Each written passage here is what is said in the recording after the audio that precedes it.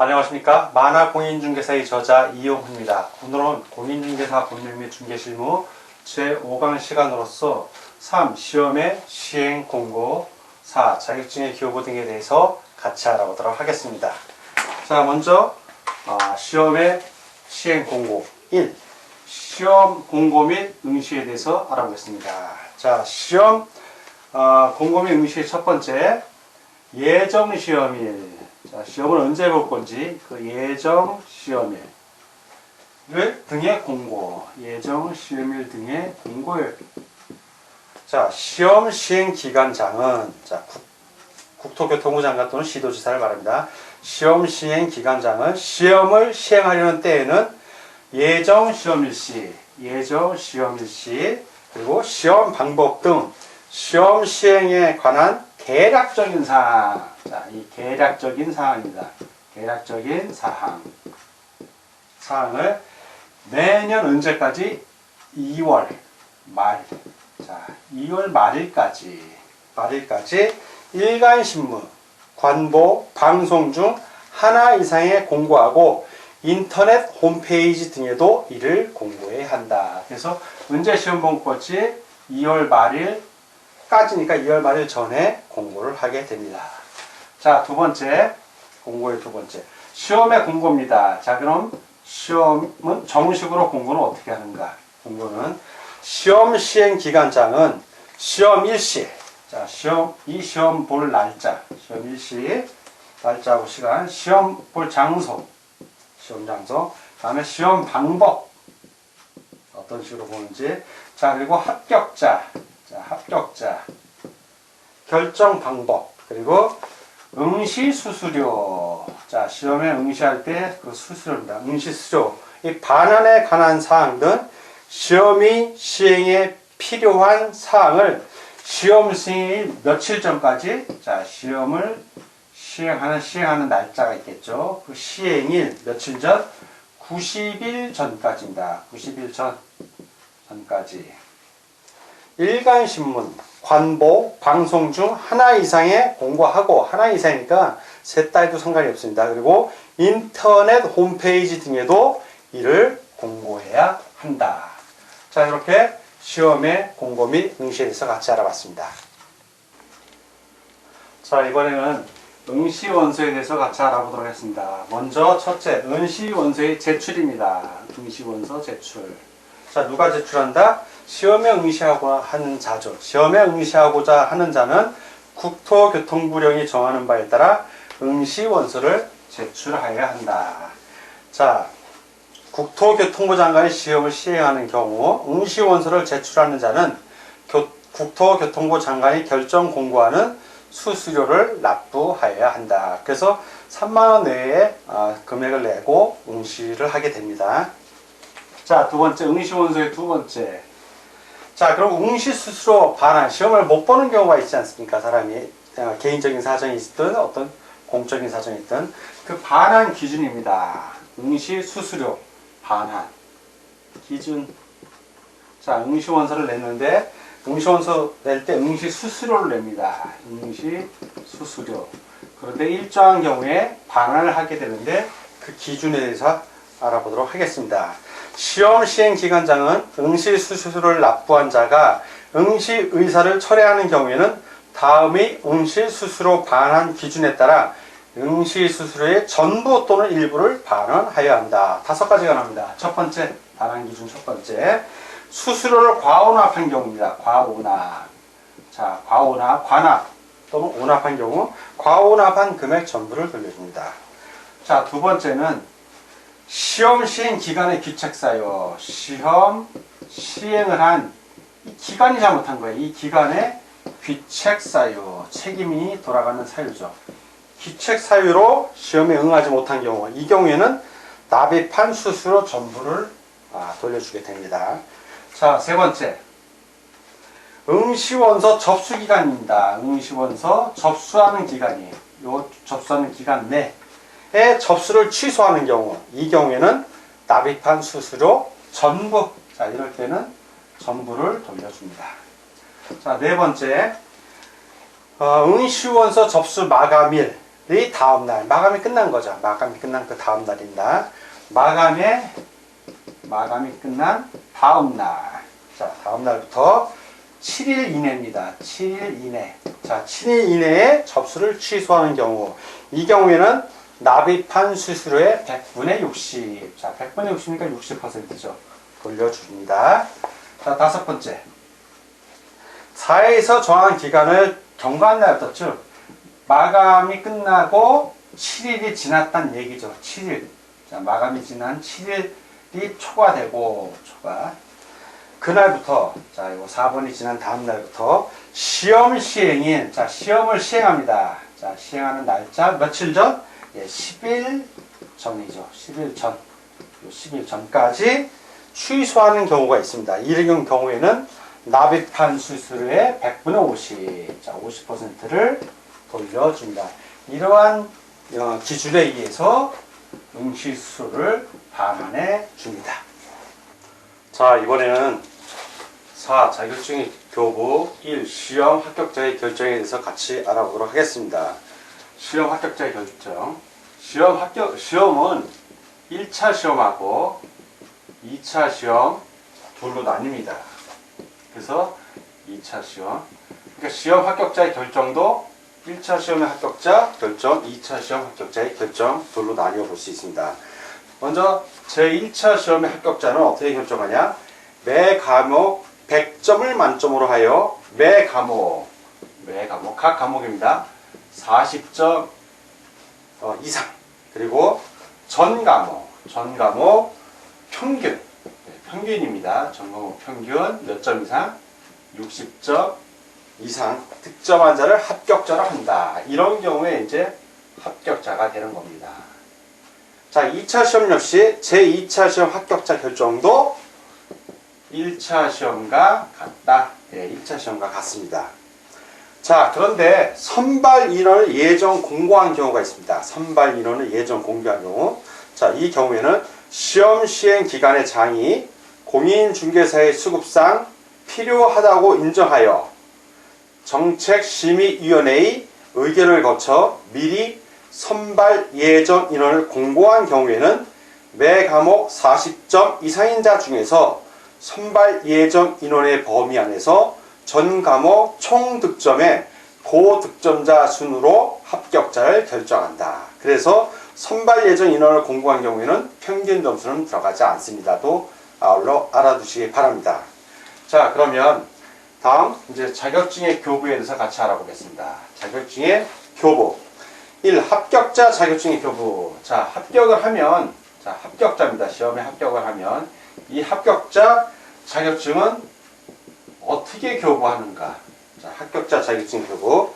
시험 시행 기간장은 합격자가 결정된 때에는 이를 공고하여야 한다. 먼저 시험 시행의 기간장. 자, 시험 시행 기간의 장입니다. 시험 시행의 기간장은 합격자가 결정된 데는 자, 합격자가 결정이 됐습니다. 그러면 이것을 어떻게 해야 된다?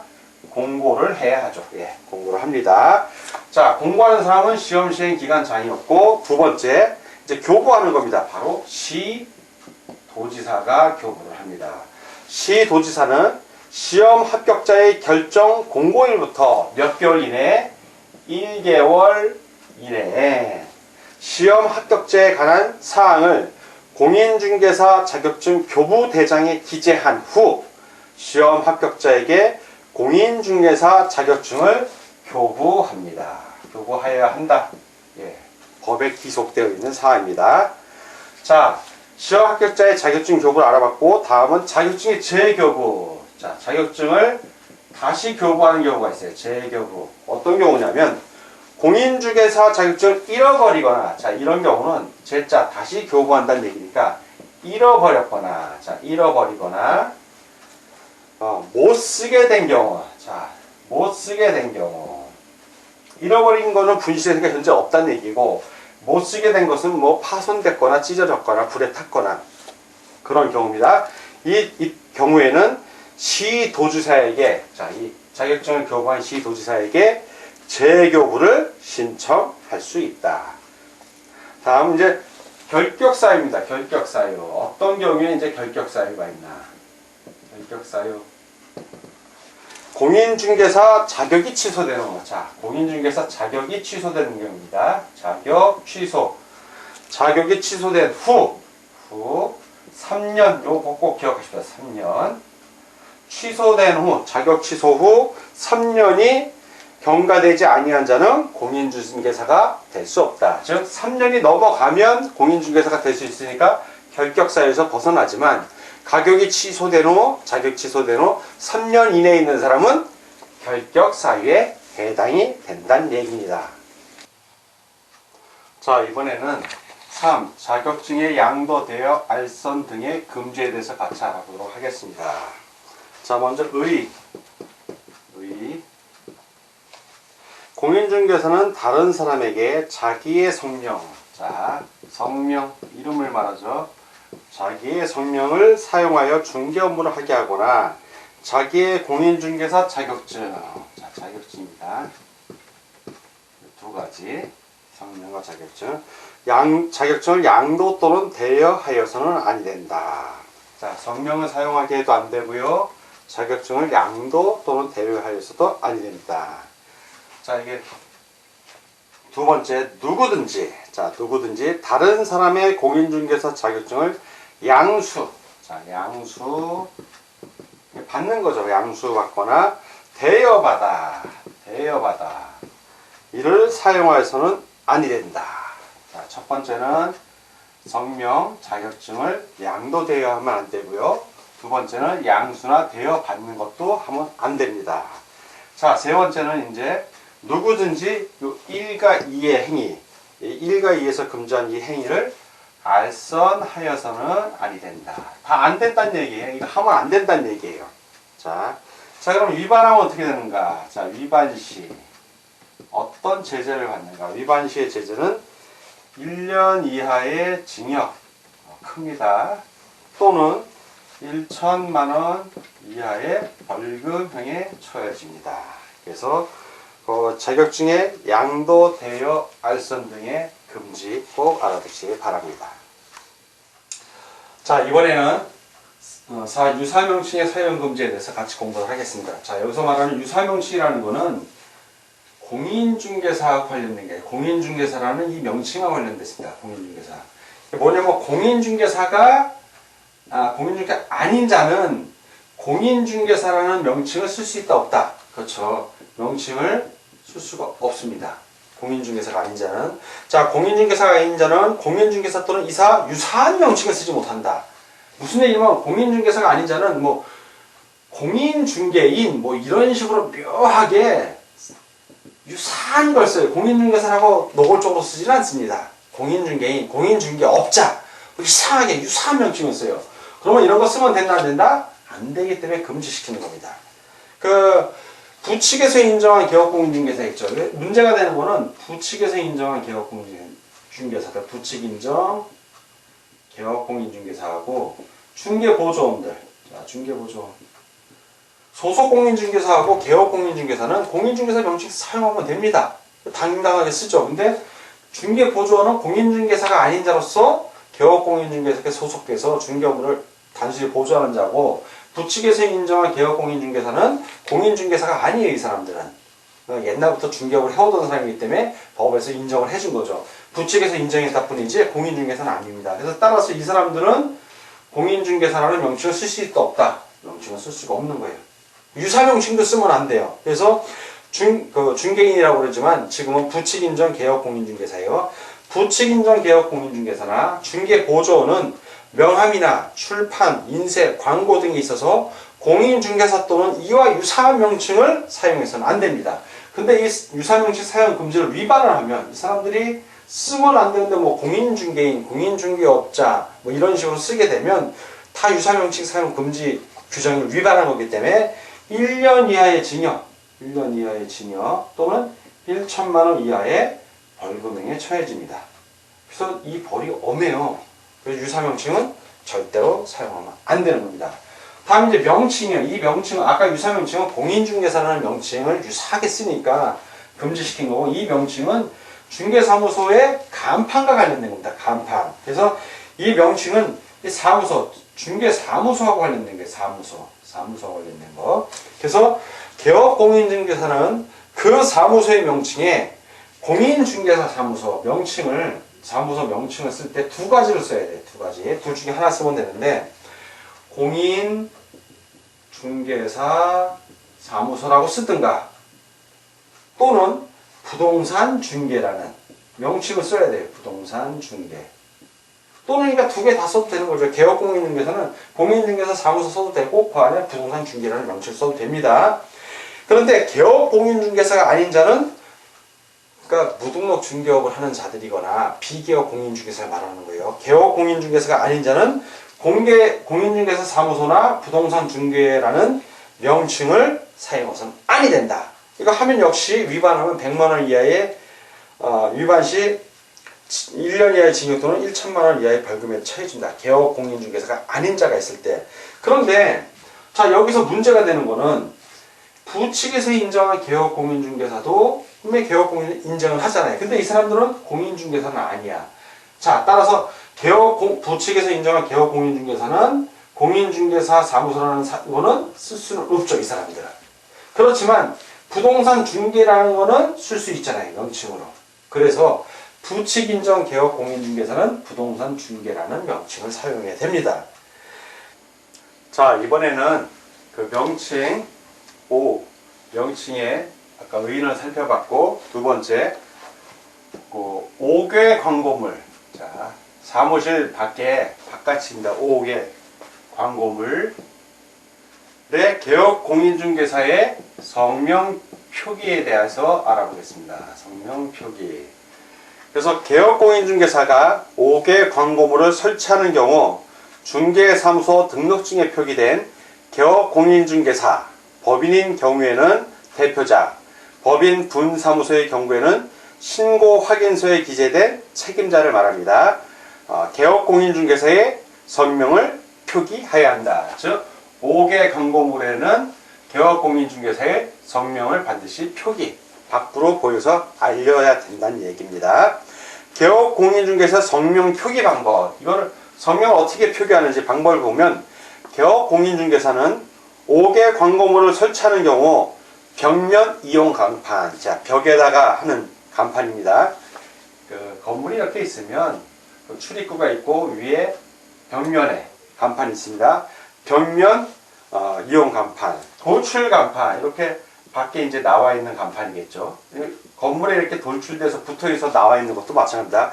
돌출 간판, 옥상 간판, 자 옥상에 이렇게 간판을 설치하는 겁니다. 옥상 간판에 개업 공인중개사의 성명을 인식할 수 있는 정도의 크기로 표기해야 한다. 그래서 보통 간판에 그 벽면 이용 간판에 개업 공인중개사 누군지 이름 땡땡땡 표시를 합니다.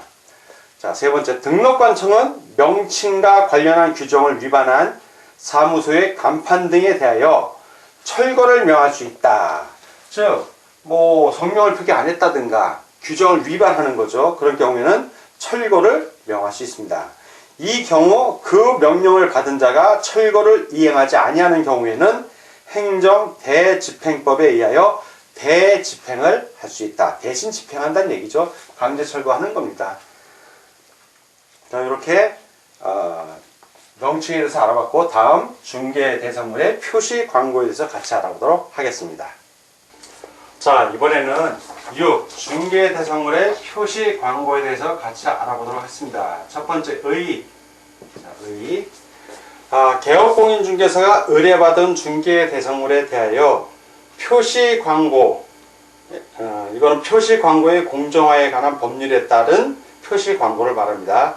표시 광고를 하려면 중개사무소, 자, 중개사무소, 개업공인중개사에 관한 사항으로서 대통령령으로 정하는 사항을 명시하여야 하며 중개보조원에 관한 사항은 명시하여서는 아니 된다.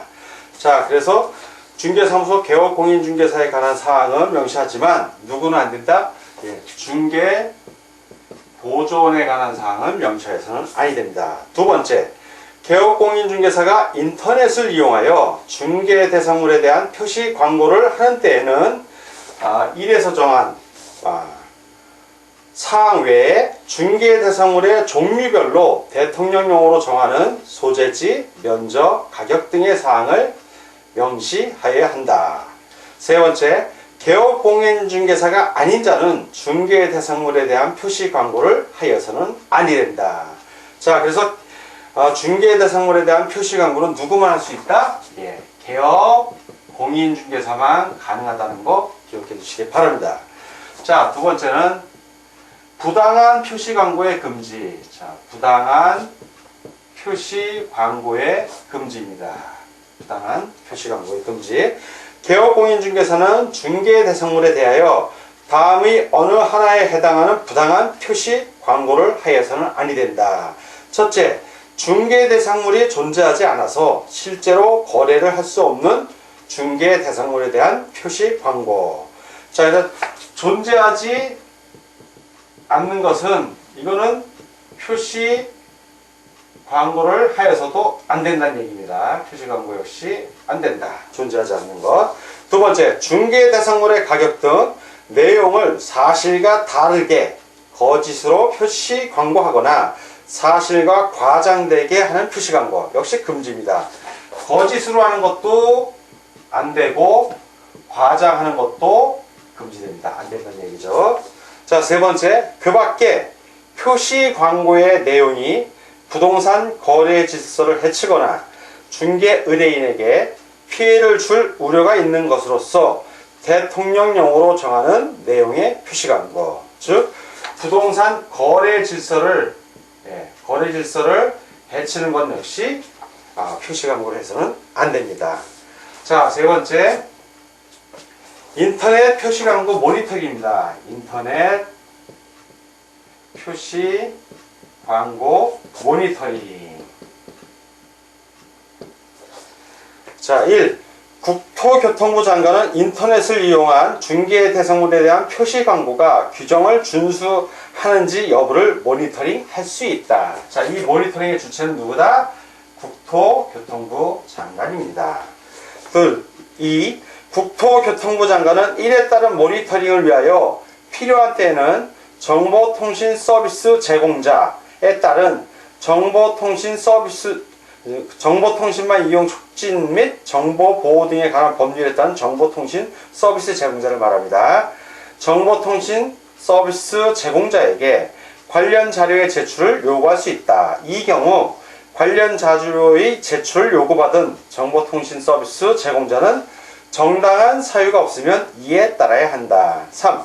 국토교통부 장관은 모니터링 결과에 따라 정보통신 서비스 제공자에게 이 법 위반이 의심되는 표시 광고에 대한 확인 또는 추가 정보의 게재 등 필요한 조치를 요구할 수 있다. 이 경우 필요한 조치를 요구받은 정보통신 서비스 제공자는 정당한 사유가 없으면 이에 따라야 한다. 그래서 인터넷 표시 광고 모니터링은 국토교통부 장관이 한다는 걸 기억해 주시기 바랍니다. 자, 오늘은 제5강 시간이었고 3. 시험의 시행 공고부터 6. 중개대상물의 표시 광고에 대해서 같이 공부하였습니다. 오늘 공부하느라고 수고 많으셨습니다. 다음 시간에 뵙겠습니다. 감사합니다.